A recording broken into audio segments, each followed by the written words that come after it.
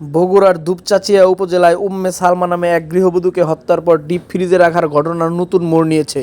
হত্যাকাণ্ডের দুদিন পর উম্মে সালমার ছেলে সাদ বিন আজিজুর রহমান এই হত্যাকাণ্ডে জড়িত বলে দাবি করেছিল র্যাব।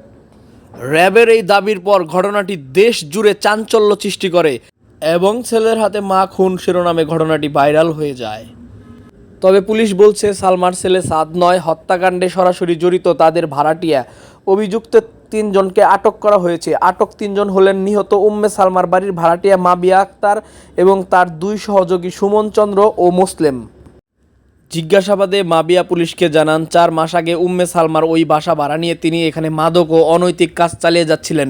বিষয়টি টের পাওয়ার পর উম্মে সালমা ও তার স্বামী আজিজুর রহমান ভাড়াটিয়া মাবিয়া আক্তারকে 1 মাস ধরে বাড়ি ছেড়ে দেওয়ার জন্য বলছিলেন। তার কাছে 2 মাসের ভাড়াও পাওনা ছিল। মাবিয়া আক্তারকে বাসা ছেড়ে দিতে বলায় মাবিয়া আক্তার উম্মে সালমার প্রতি ক্ষুব্ধ ছিলেন।